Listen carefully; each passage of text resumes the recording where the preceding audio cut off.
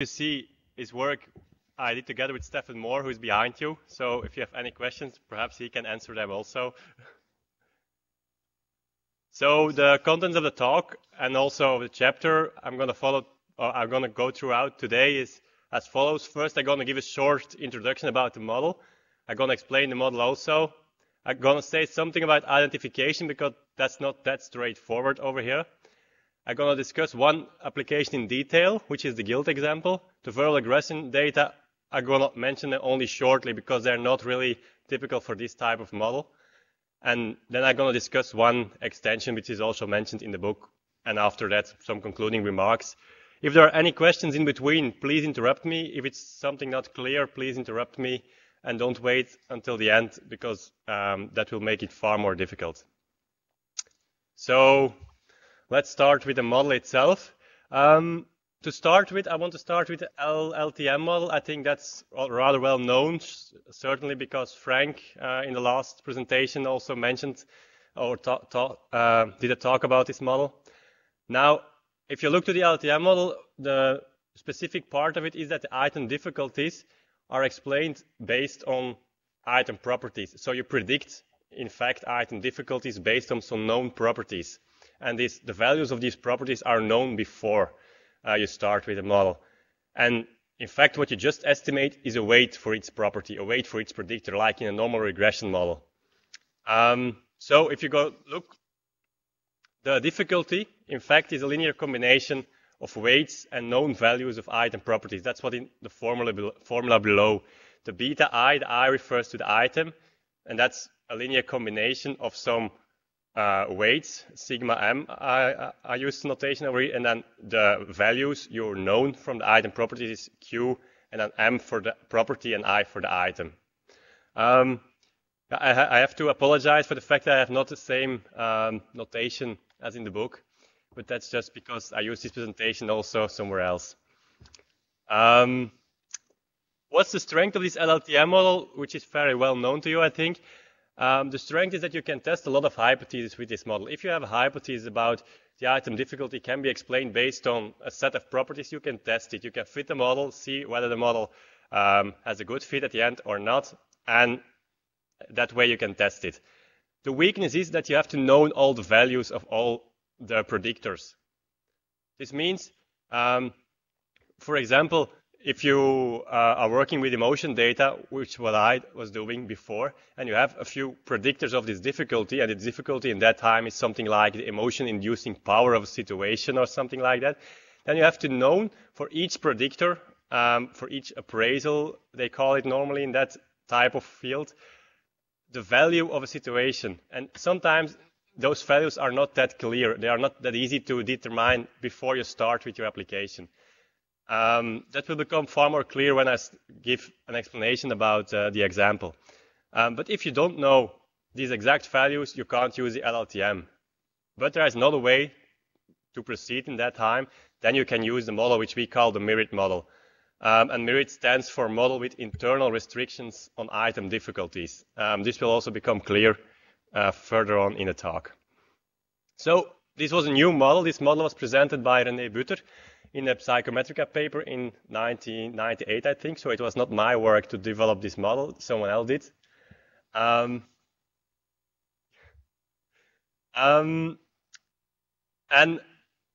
the specific part of this model is that the values of the item properties, the values of your predictors, are not to be known before. Those values are parameters. We're going to estimate them. We have some different types of wordings in this field.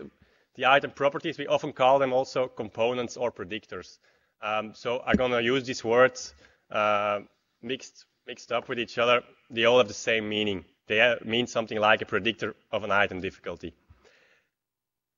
Now, if you want to estimate values of item properties, you need information to estimate them. You can't just do it right away. You need information them. So therefore, we're going to define two sets of items. With one set of items, we're going to try to estimate the value of the item property, and the other set of items is the item set in which we are particularly interested. Because for that set of items, the item difficulty will be predicted based on the values of the item properties. So I said two sets of items. I defined them on the slide. You have composite items. Those composite items are based on more elementary items. And component items are the more elementary items. And those items are needed to determine the value of the composite items on each of the components. So if you compare it to the LTTM model on the previous slide, I'm going to go back, then you see an item difficulty parameter. Suppose this is one for a composite item. That's the most easiest part.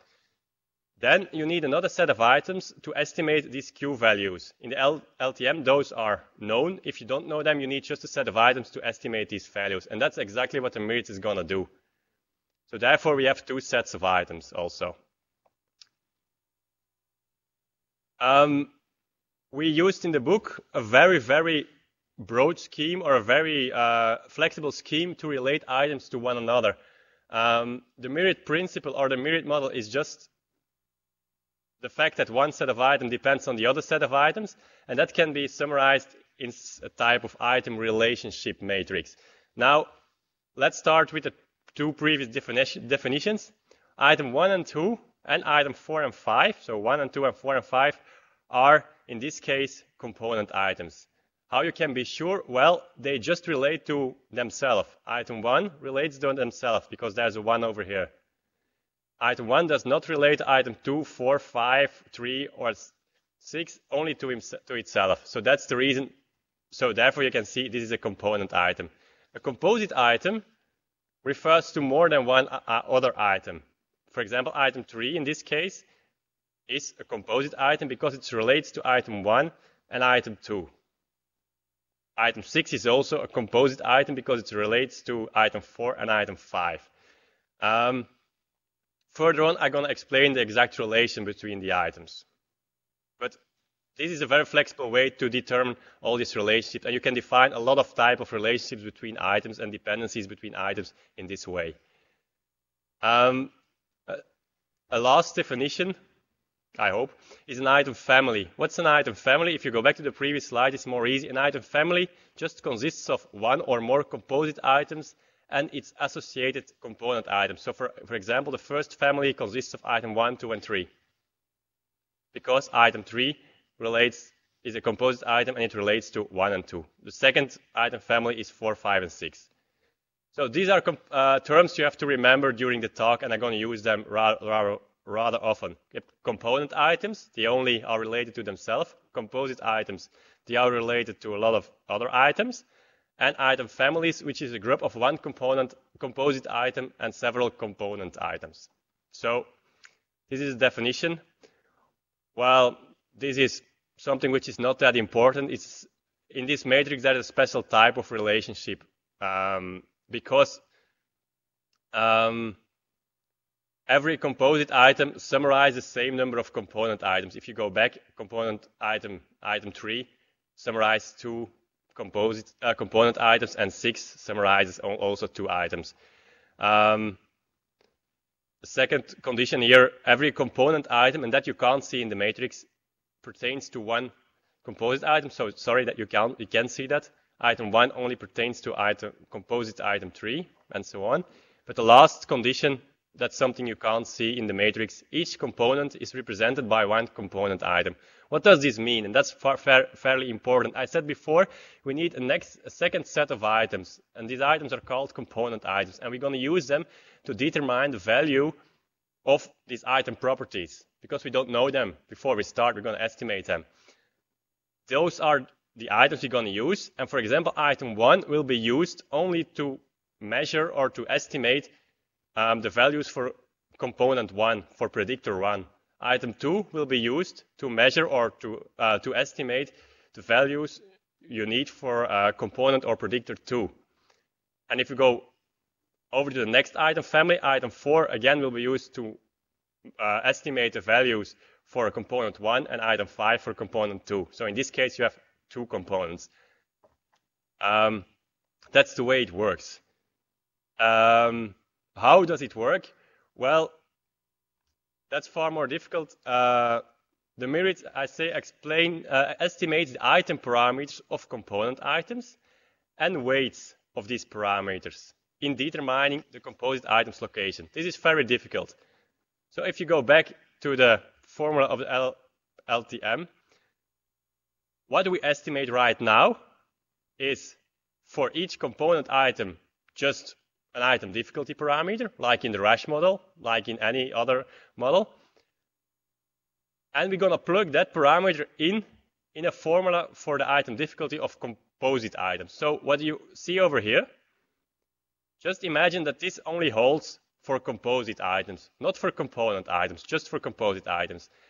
Then what you see over here, you see just a weighted sum of, in this case, this will be parameters for the myriad. And these parameters are just the item difficulty parameters of the component items. I'm going to put it in a formula after explaining just the model and the meaning of all those parameters with an example.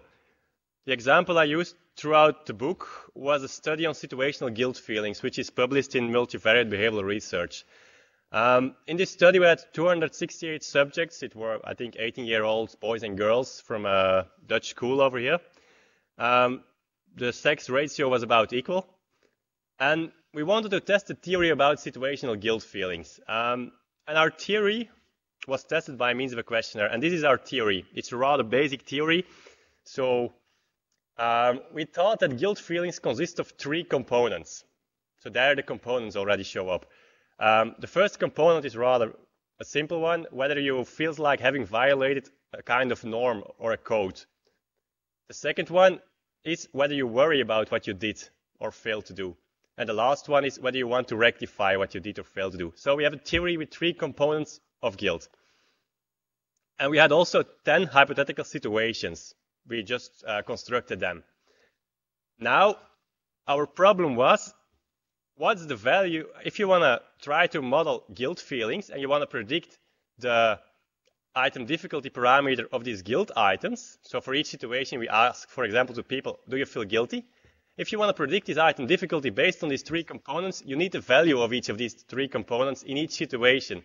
For example, for situation 1, in which you, I don't know by heart, for example, if you tell a secret you're not, from which you promised not to tell, then you have to know for that situation, what's the value of having violated a code? Well, I don't know, and probably you also don't know. It's very difficult to determine. Therefore, we need a type of estimation. And we're going to do it by, for each situation, asking a new question. So we don't ask only 10 times for 10 situations, do you feel guilty? But we also ask, do you have violated a kind of norm? Do you worry about what you did? Do you want to rectify what you did? And we ask also a 0-1 response for those other items. So in this case, we end up with 40 items. If this would have been an LTM model, we would only have 10 items, 10 guilt items. So this is a new thing. We add additional items which we're going to use to estimate the values of the item predictors. So this was the example. And now we can interpret all our parameters. If you have an item parameter of a component item in this case is an item which refers to one of those 3 components and one situation. So it's a combination of 2 things, a situation and a component. So for example, in the situation I presented before, you tell a secret or you spread gossip about a friend or something like that. This item is an component item 1, this is component item 2 for that situation, and this is component item 3 for that situation. The guilt item is the composite item. The item difficulty of the component item is the power in which the situation induces the component feeling. So the power in which the situation induces norm violation or worrying or tendency to rectify. If you combine those powers or item difficulties in a linear way, then, and you have the exact weight, then you end up with the item difficulty of the guilt feeling. And that's the power, the guilt-inducing power of the situation. So that's in a type of emotional type of context. I think you are more busy with educational measurement, but similar rules apply over there. If you have, for example, a type of math item, all those components can be mathematical operations. within specific sums or multiplications and so on. So in that case, you can also say that the total difficulty of your task is a weighted sum of the difficulties of the individual task underlying the final task. That's what's meant over here.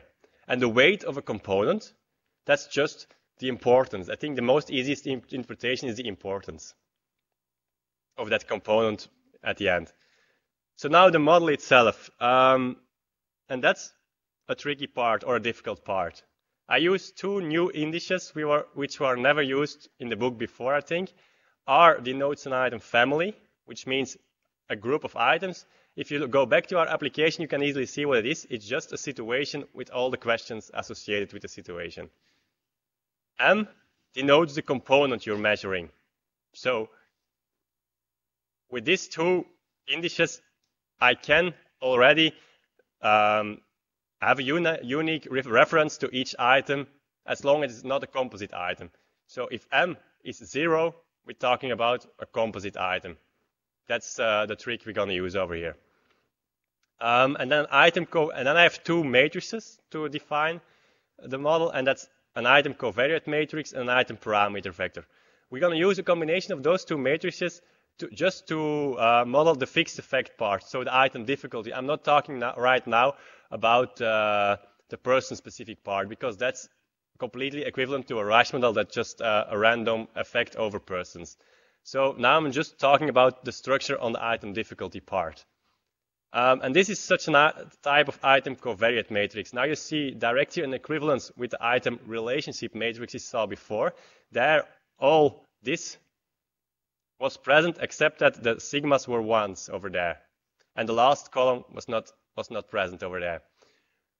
So what we have over here, if we multiply this item covariate matrix with a vector, then we will end up with item difficulty structure of our model, and this vector is written down above here.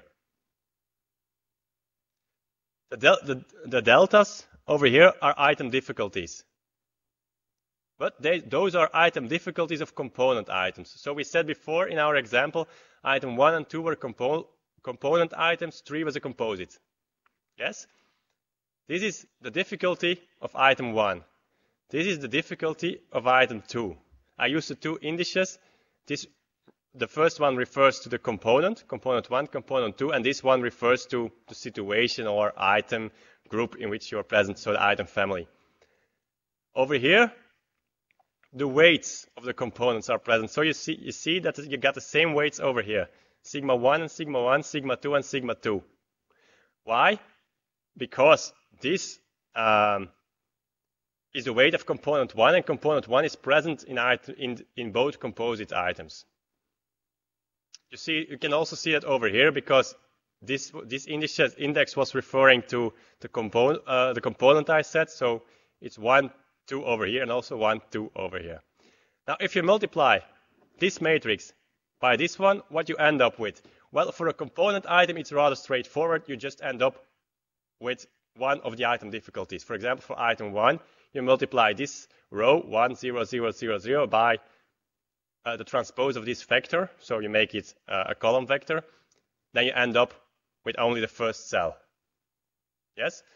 For item 2, you end up with the second cell. For item 4, with this one, and for item 5, with this one. So for the component items, you just end up with just a difficulty parameter.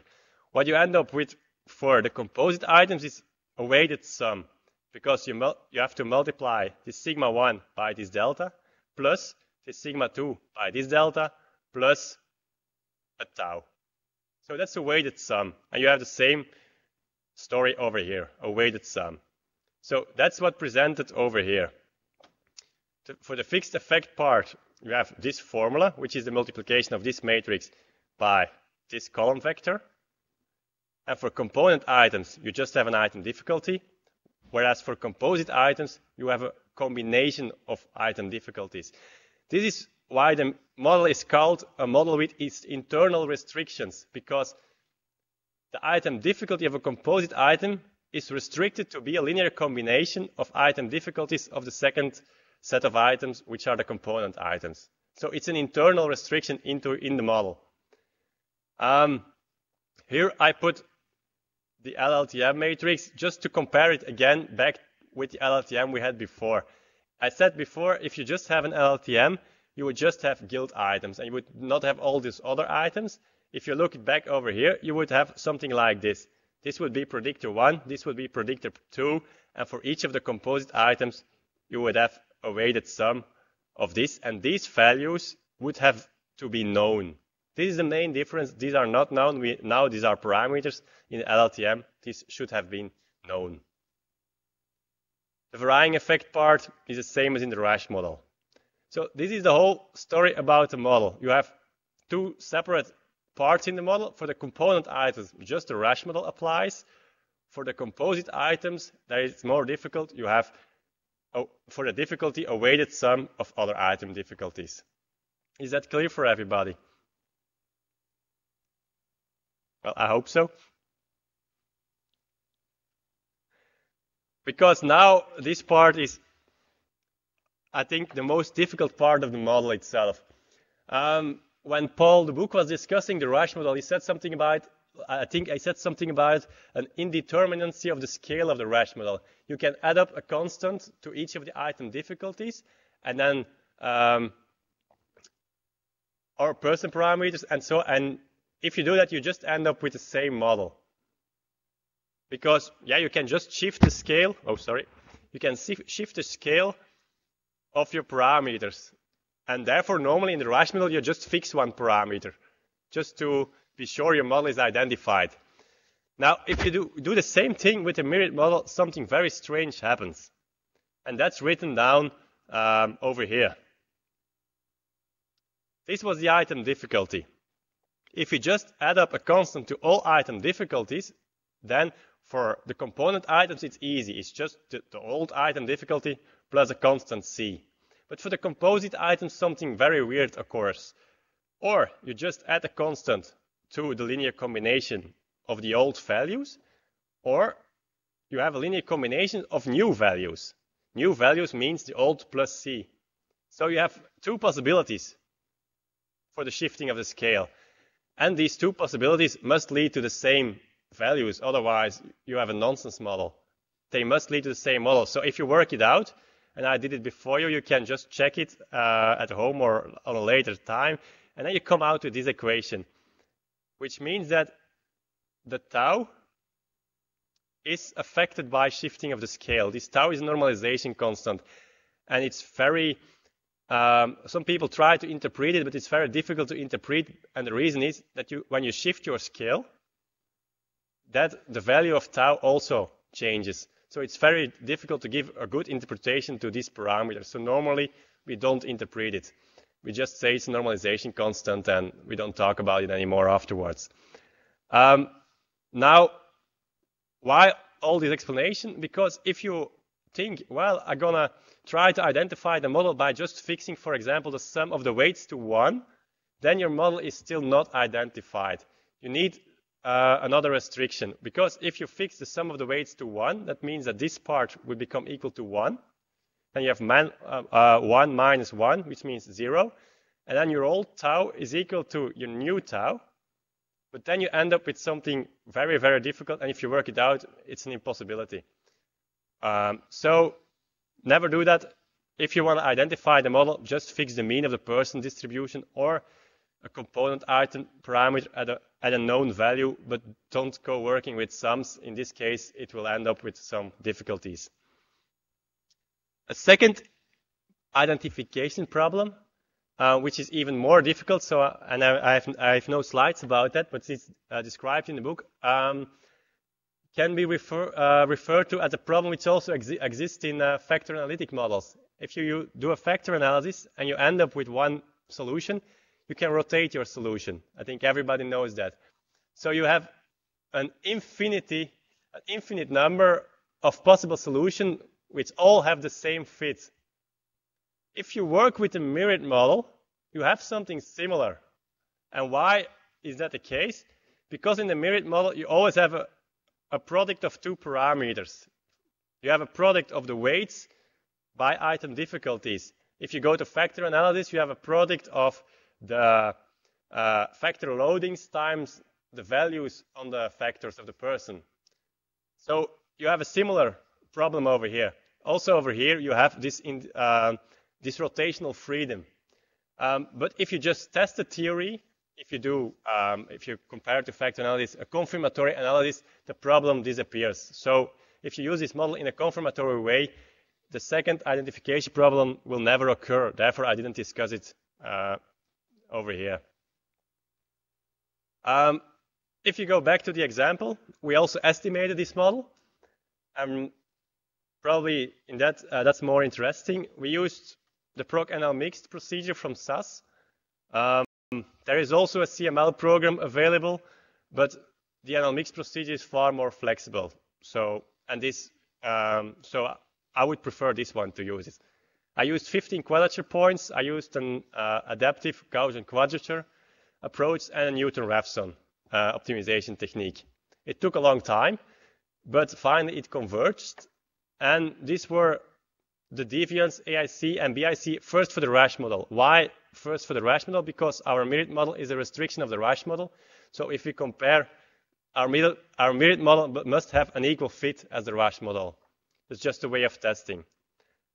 But when fitting this model, we already end up with a small problem, which is not mentioned in the book, but I'm going to mention it right now. The Rasch model doesn't fit the data in absolute terms. I think I mentioned it at the end somewhere in a note or something, but I didn't put very much detail on that. Just for the illustration, I relaxed one assumption of the Rasch model. I included unequal discrimination parameters. You see it over here. Normally for the Rasch model, the logit of giving a correct probability is equal to theta minus beta.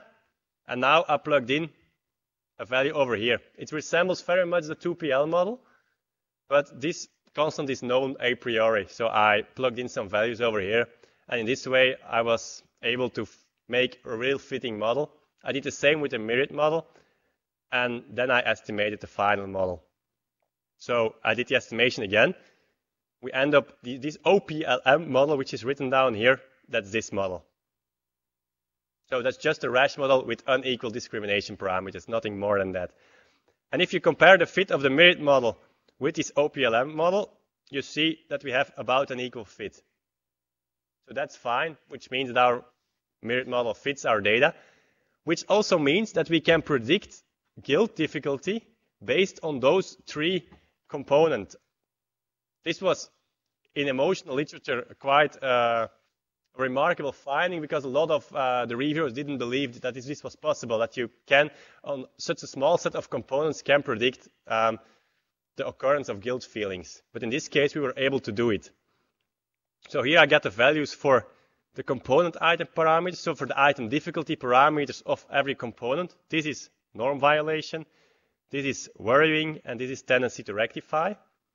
And the higher the value over here, I hope you get the same signs. Can you check it? Because I changed it in a final version. If you have the same signs over here. Okay, fine. In that case, the higher the value, the more guilt the situation induces. So, for example, situation 6 is a very highly guilt-inducing situation. I don't know by heart what situation 6 is, but I will just look it up. Situation 6 is the one I said before. You just tell a secret you were out not to tell. So people feel very, very guilty when they do that. Situation 2 is totally not guilt-inducing, almost not, if you see it over here. Very low values for all three components and also for guilt at the end.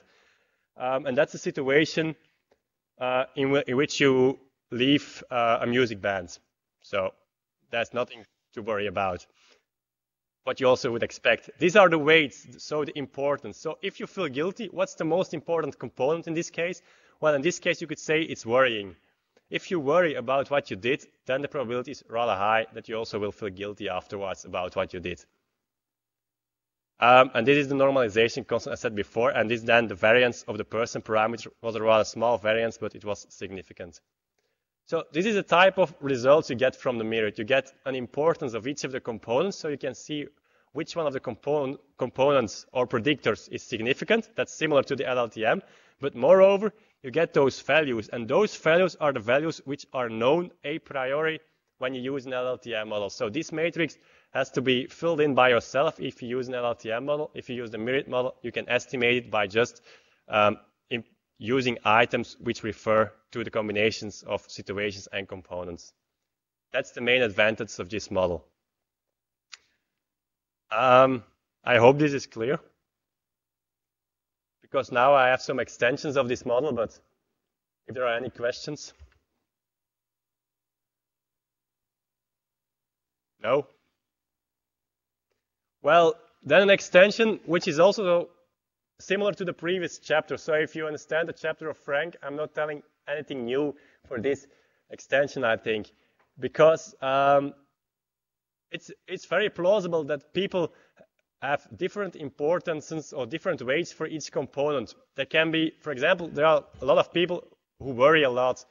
And for example, for them, worrying is far more important than feeling guilty, whereas other people are more action-oriented, and therefore the last component, tendency to rectify, will be more important.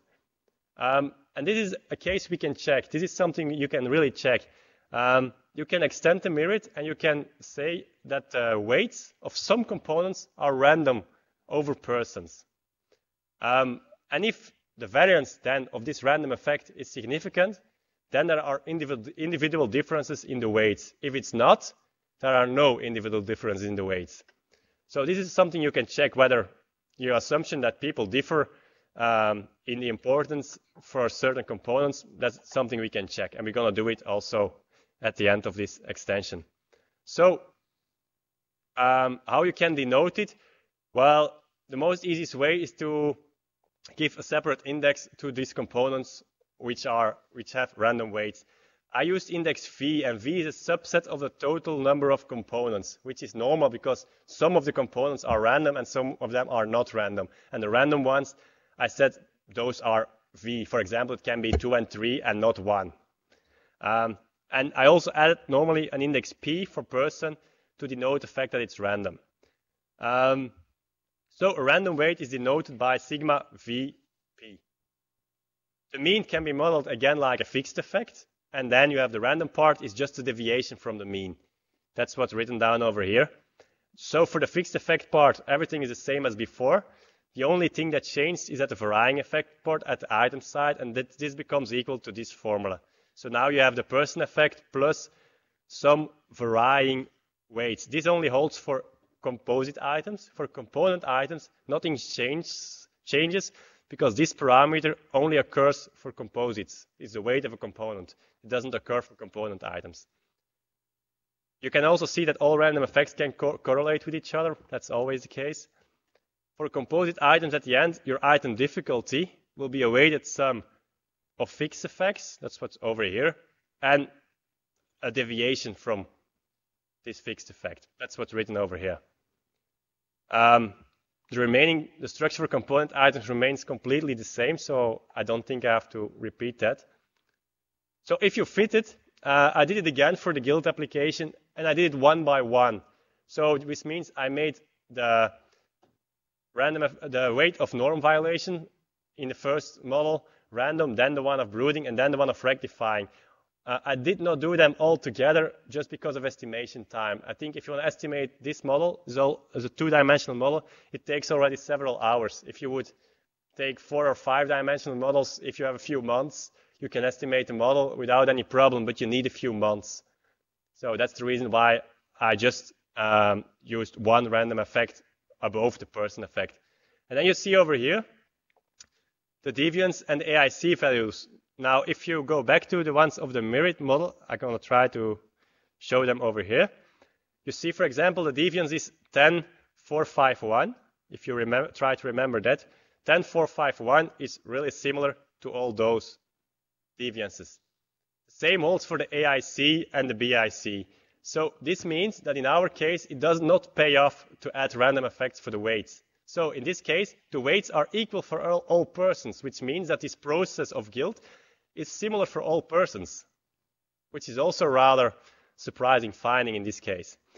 If you go and look into the book on the verbal aggression data, there you will see that it pays off.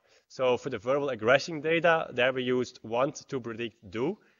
There people show individual differences in the weight, but not in this case. So I think that's already about the end. You can have a lot of other applications and extensions of the merit, which I don't discuss over here, which I shortly mention in the book. But as long as you have those very typical structure of one item parameter, which is a weighted sum of other item parameters, you are within the family of myriad models. So it's a very broad family, so I can't discuss all possible extensions. That would lead us very far. And if you understand the basic principle, it's rather easy to build this principle into any IRT model. So my concluding remarks, I think it's very applicable in situations in which you have no exact values for the item predictors. If you don't know how to determine the values of the item predictors, then you can think about using a myriad model. If you have a very good rule to find values of item predictors, well, use the LLTM. It's far more straightforward, it's far more easy, and it costs less time. So, but if you don't know, then the myriad is a good alternative. You have also the possibility of testing the hypothesis of fixed or random weights. That's what I just explained. And you can also estimate interactions between features or components and persons. And that's what this random weights type thing does, in fact. Are there questions? Because I don't think it's an easy model.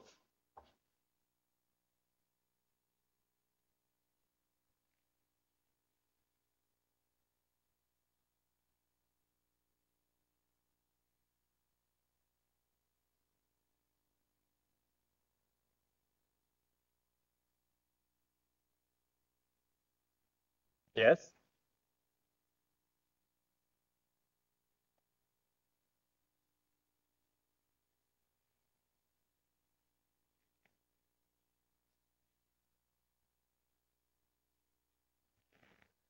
You mean that the myriad can only be applied when you have facets, a facet type of structure?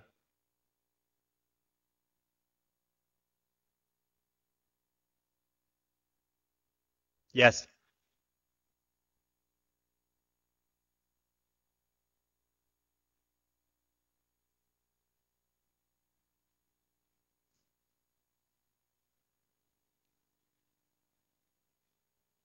No, that's true.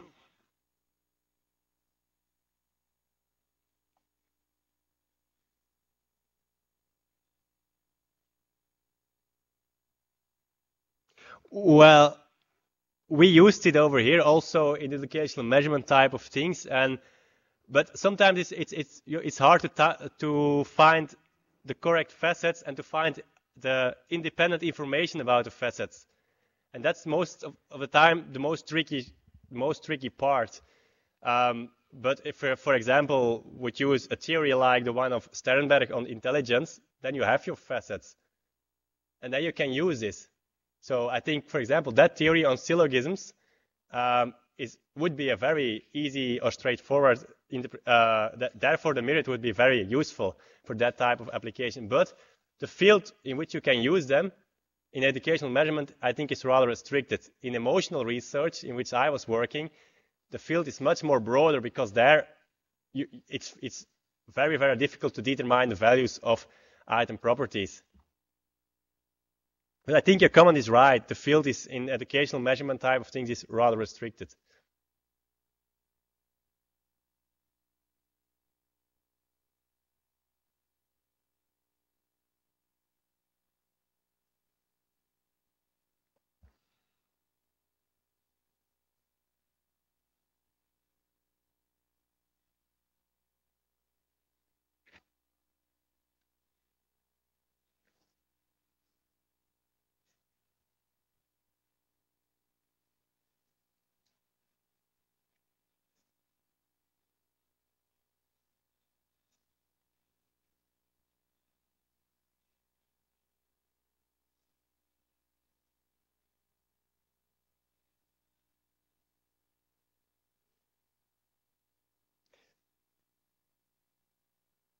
Well, we tested it.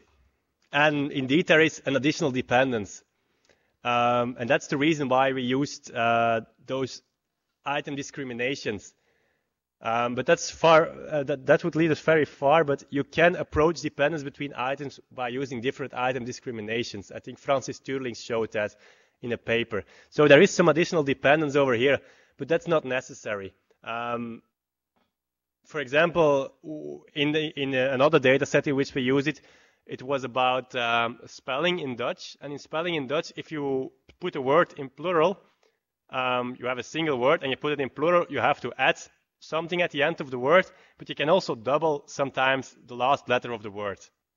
There are two rules which has to be intermixed, and there you can very easily ask people to only apply one of the two rules, for example, by just omitting the last part of the word and say, fill it in, or by asking, that's the second component in that case, do we have to double the last letter of the word or not? And then you can intermix all the items with each other, and the composite question in that case would be just write the plural of the word. And if you have a lot of items and you intermix them completely, those dependencies completely disappear in that case. So it's not really a necessary condition for this model, I think.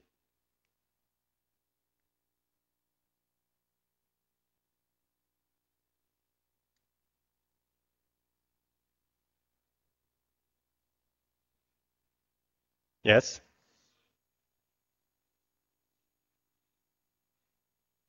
Mm-hmm.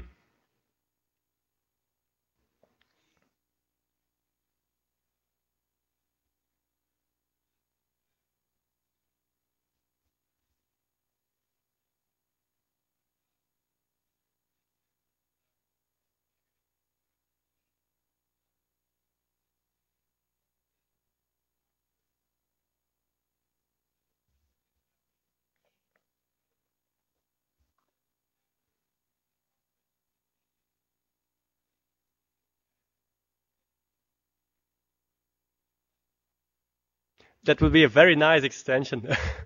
Or that would be an effect restriction of our model. What you suggest is you would put another type of myriad type within the myriad, in fact. Because you would model one of our parameters as a combination of two other parameters. Only, I think you don't measure them over here. So you would, in fact, put an LLTM into the myriad itself.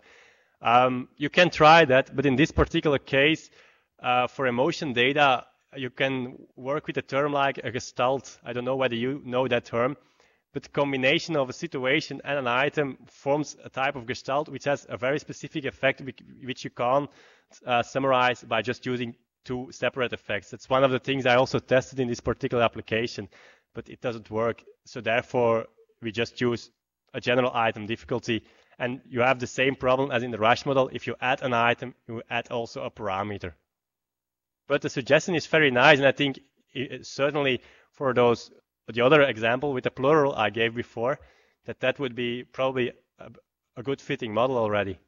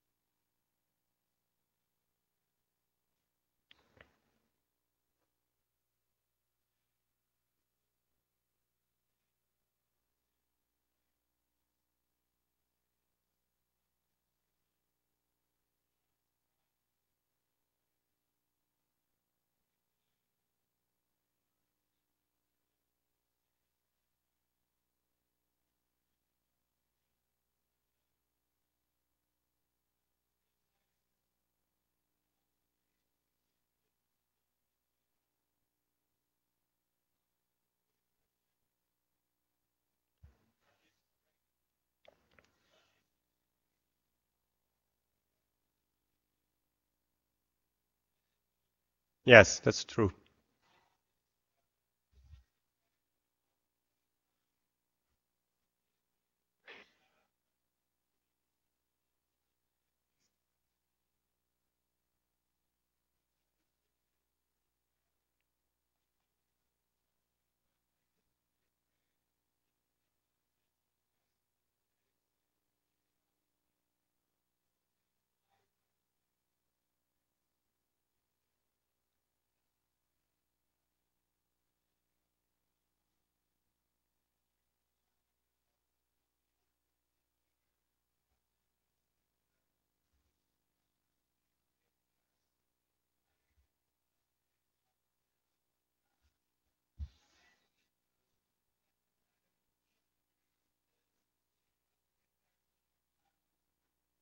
Yes. Well, that's a way of testing. Yeah, of testing the hypothesis you mentioned. Of the structure, if structural equation people think in dimensions, well, you can test whether you need them, and that's what I did over here. And you don't need them at this time. But it's indeed difficult to explain this type of models to them. I tried it a lot of times in papers, and I often got this type of comments back from, no, you need dimensions. And even at the end, I did some work with Paul, but it's not published. It's only presented, I think, on a conference, in which we did the same thing as we do here on the item side at the person side. And then you can do really nice tricks because you can test whether linear combinations at the item side also apply at the person side. So whether a structure of items also is similar to traits in persons or to intelligence in persons. So you can do it at both sides, in fact. And then you are very close to what we can call a double structural equation model. Structural equation model at the person side, which is a combination of traits, and at the item side. But the only thing that you then need is random effects over items. If you do that, then you end up with a double structural equation model. So mirrored is in fact very closely related to those structural equation type of things.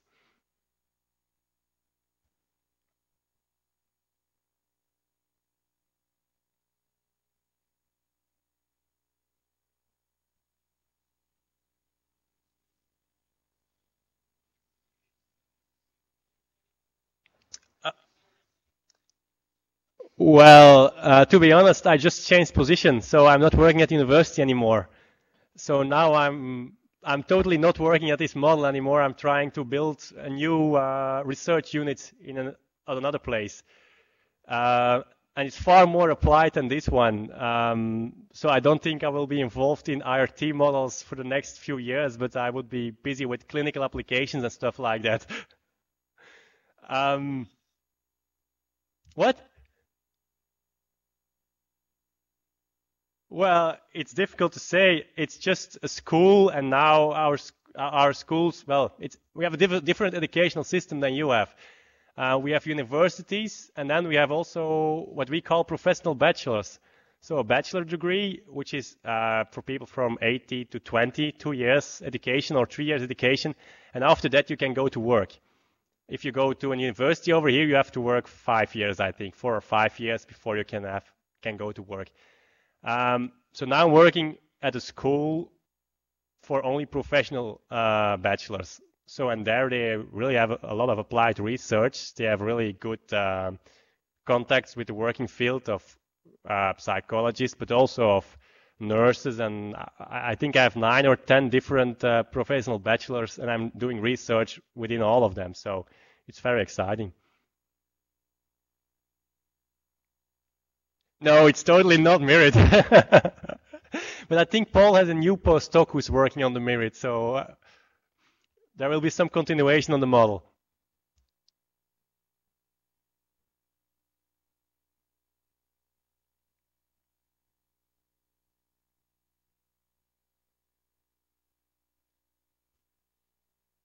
Thanks.